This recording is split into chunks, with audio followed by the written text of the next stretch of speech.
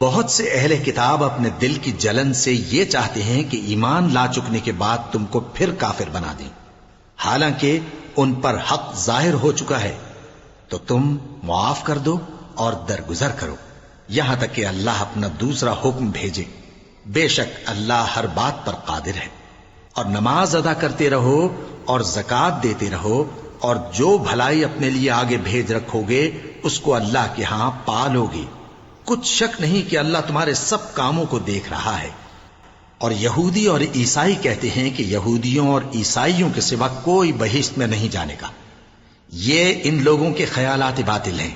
اے پیغمبر ان سے کہہ دو کہ اگر سچے ہو تو دلیل پیش کرو۔ ہاں کیوں نہیں، جو شخص اللہ کے آگے گردن جھکا دے یعنی ایمان لے آئے اور وہ نیکوکار بھی ہو تو اس کا صلہ اس کے پروردگار کے پاس ہے۔ اور ایسے لوگوں کو قیامت کے دن نہ کسی طرح کا خوف ہوگا اور نہ وہ غمناک ہوں گے۔ اور یہودی کہتے ہیں کہ عیسائی رستے پر نہیں، اور عیسائی کہتے ہیں کہ یہودی رستے پر نہیں، حالانکہ وہ کتاب الہی پڑھتے ہیں۔ اسی طرح بالکل انہی کسی بات وہ لوگ کہتے ہیں جو کچھ نہیں جانتے یعنی مشرک۔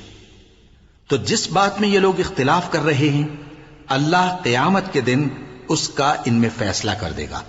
اور اس سے بڑھ کر ظالم کون جو اللہ کی مسجدوں میں اللہ کے نام کا ذکر کیے جانے کو منع کرے اور ان کی ویرانی کے لیے کوشش کرے۔ ان لوگوں کو کچھ حق نہیں کہ ان مسجدوں میں داخل ہوں مگر ڈرتے ہوئے۔ ان کے لیے دنیا میں رسوائی ہے اور آخرت میں بڑا عذاب۔ اور مشرق اور مغرب سب اللہ ہی کا ہے، تو جدھر بھی تم رخ کرو ادھر ہی اللہ کی ذات ہے۔ بے شک اللہ صاحب وسعت ہے، باخبر ہے۔ اور یہ لوگ اس بات کے قائل ہیں کہ اللہ اولاد رکھتا ہے۔ نہیں، وہ پاک ہے، بلکہ جو کچھ آسمانوں اور زمین میں ہے سب اسی کا ہے اور سب اس کے فرما بردار ہیں۔ وہی آسمانوں اور زمین کا پیدا کرنے والا ہے، اور جب کوئی کام کرنا چاہتا ہے تو اس کو ارشاد فرما دیتا ہے کہ ہو جا، تو وہ ہو جاتا ہے۔ اور جو لوگ کچھ نہیں جانتے یعنی مشرک، وہ کہتے ہیں کہ اللہ ہم سے کلام کیوں نہیں کرتا یا ہمارے پاس کوئی نشانی کیوں نہیں آتی۔ اسی طرح جو لوگ ان سے پہلے تھے وہ بھی انہی کسی باتیں کیا کرتے تھے۔ ان لوگوں کے دل آپس میں ملتے جلتے ہیں۔ جو لوگ صاحب یقین ہیں ان کے سمجھانے کے لیے ہم نے نشانیاں بیان کر دی ہیں۔ اے پیغمبر ہم نے تم کو سچائی کے ساتھ خوشخبری سنانے والا اور ڈرانے والا بنا کر بھیجا ہے۔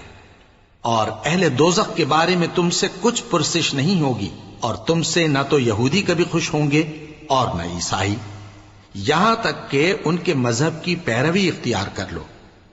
ان سے کہہ دو کہ اللہ کی ہدایت یعنی دین اسلام ہی ہدایت ہے۔ اور اے پیغمبر اگر تم اپنے پاس علم یعنی وحی الہی کے آ جانے پر بھی ان کی خواہشوں پر چلو گے تو تم کو اللہ کی پکڑ سے بچانے والا نہ کوئی دوست ہوگا نہ کوئی مددگار۔